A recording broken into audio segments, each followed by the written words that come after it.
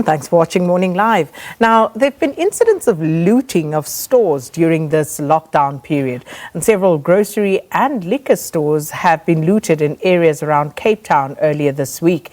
In addition, some residents have resorted to violent demonstrations demanding food parcels. And in the past 3 days, dozens of people in Durban and Port Elizabeth have also been arrested in connection with business robberies and looting. Earlier this week, Police Minister Bheki Cele issued a strong warning to those committing crime. And joining us now to discuss some of these incidents via Skype is Dr. Johan Burger from the Institute for Security Studies. Dr. Burger, thanks so much and good to speak to you again. Thank you very much and good morning.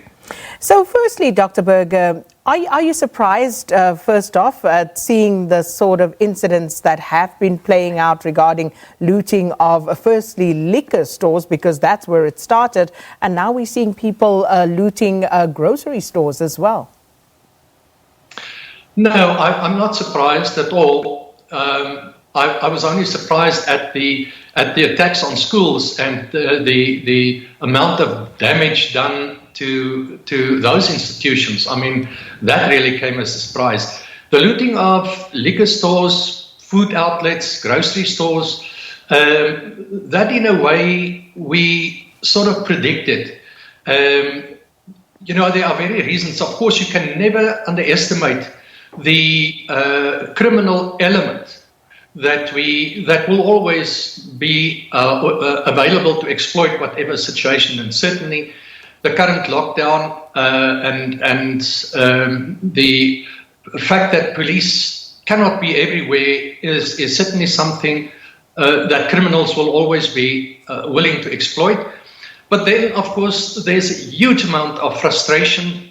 Perhaps one of the reasons why liquor stores are attacked, apart from the usual criminal motivation, may be the frustration that exists because many people cannot see the rationale behind the restrictions on buying alcohol and the closing down of alcohol outlets and so forth. So, and of course, you know, I think there's always the idea that apart from liquor in these shops that sell this kind of thing, there will be cash, and cash is something that many people are desperate to get their hands on, given the high number of additional jobs lost over the last few weeks.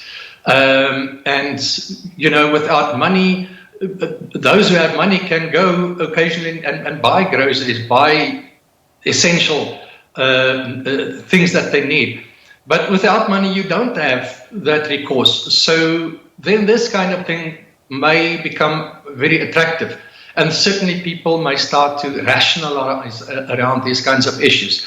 And of course, we did predict that the longer the lockdown is continued, the more desperate people will become, especially those in the low income groups and those without jobs. And we know that there's been a huge increase in the number of people who's lost their mode of income over the last few weeks. So all of these would certainly create a situation where people would either individually or in groups start planning and executing these kinds of attacks. And some of them will certainly take out their frustration on the security services, wherever they are, the police, the military, and so on, where they try to enforce the lockdown regulations. So it's a recipe for confrontation, whichever way you look at this. Now, Dr. Burger, when you talk about, you know, in some instances, there is, of course, the temptation to try and justify what is going on. Is there a way to separate desperation for food, as an example, with crime, or is it simply just crime? Well, you know, I think we have both. We have those motivated by poor criminal intent who simply would find this whole situation as an excuse to carry on with their criminal conduct and exploit the situation. But where these kinds of crimes are motivated by greed, you would find in a situation such as this that many people, and there's always the argument that poverty is no excuse for criminal behavior, but it's more than that. It's a desperate situation. We have large groups of people condensed into small spaces in a situation where there's no income, there's no money, there's no food. They are left in the end with very little alternatives than going out and finding food. And the only way to deal with this situation is a massive exercise in providing food to these communities. Now, I know there are many NGOs and in places such as the Western Cape, even official food supply initiatives taking place. But it doesn't appear to me as if there's enough of that. And perhaps this is the one area where we failed in time to take into consideration the impact of the high levels of unemployment and increasing levels of unemployment, the impact that this would have on the income of especially homes with a very low income, and now many without any income. And taking that into consideration as part of the whole planning process to deal with the COVID-19 lockdown situation. So in order to counter this kind of thing, you need to have a massive food support program in place to address this kind of need and desperation that will develop when people do not have food on their tables for prolonged periods. So anecdotally, if the messages that we are receiving, Dr. Burger, are anything to go by, people are going hungry at the moment. Those food parcels are not reaching everybody. They're not even reaching all of the intended recipients at this stage. So if you have that type of failure on the one hand, where government is unable or incapable of at this stage to actually feed people who are in need of these food parcels, are we facing the possibility of food riots in South Africa at this point? Yes, I mean, there's an absolute realistic possibility that we may see large-scale food riots. And my worry is that the security cluster seems to think that to the extent that there's this kind of frustration and demonstration around food need, basic food need, that they should use harsh repressive measures to deal with the problem. That is not going to solve the situation. It's going to aggravate the situation. You will see large groups rising and then direct their frustration at the security forces. This is a huge risk that exists, and it's a dangerous situation that could develop. We do not need the security services, security forces, if you want, to deal with a situation such as this. We need another kind of intervention. And that is large-scale food support system that needs to be put in place. And we have the means. We can do that. We just need someone to take the lead to do this on a large scale that would address this kind of need that exists and the desperation that this kind of situation is creating. Unfortunately, reality seems a bit different at the moment, Dr. Burger.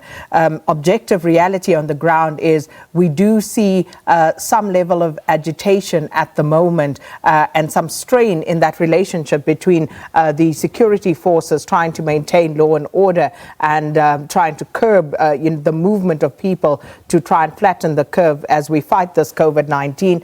We know that people have died and security forces have been blamed for that. We've we've seen videos doing the rounds on social media of a very heavy-handed approach by some of the security officials, and people are starting to, become frustrated and push back against that. And also the scenario that you paint, where people are desperate for food and going out, and where you don't need security forces to be dealing with that situation per se. What do we need to do? How do we fix the situation right now without this thing exploding in our faces? Well, I think there's an urgent need for the political leadership. I'm talking here specifically the ministers of defense, the minister of police, and the chief of the defense force, the national commissioner of police, all the leaders that have a role to play in this whole situation, to understand that we cannot have a skip and donor kind of approach. And we've heard this on a number of occasions. The president repudiated this kind of talk, but we still hear too much of this. Now, this is the message that those forces on the ground seems to be receiving on a regular basis. So it is to be expected that they will conduct themselves in this way. So the whole tone of these messages needs to change. There needs to be a much better understanding of compassion about what is happening at grassroots level, the needs that exist, the desperation that is developing.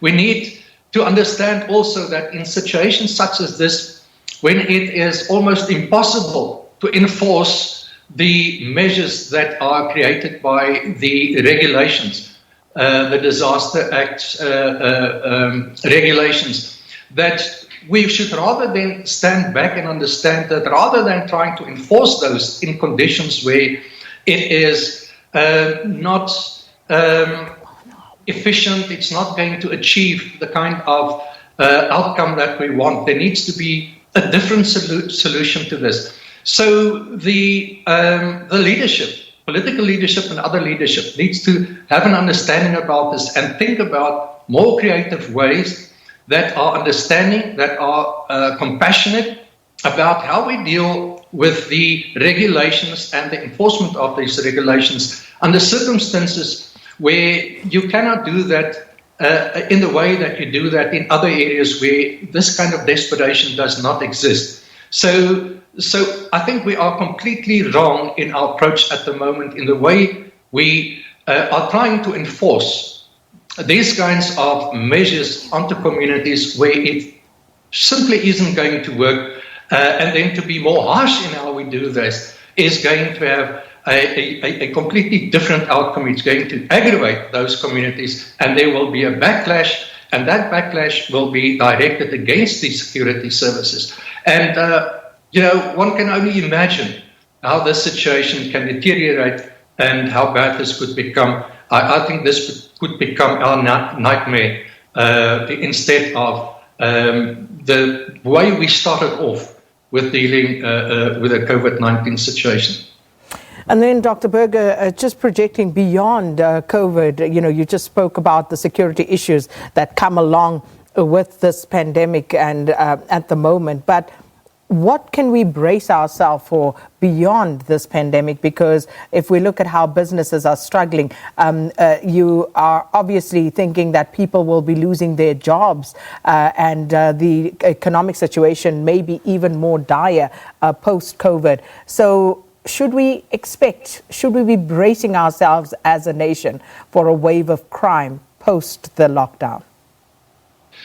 Yeah, it's difficult to predict the future. As I said, there are all kinds of risks, all kinds of dangers, and a lot will depend on how we, in this country, and especially the political and the political leadership and the leadership of the police and the military, how we manage the situation in the next few weeks. We know that government is currently considering how to ease our way out of the lockdown situation, but there will still be regulations in place even after the lockdown.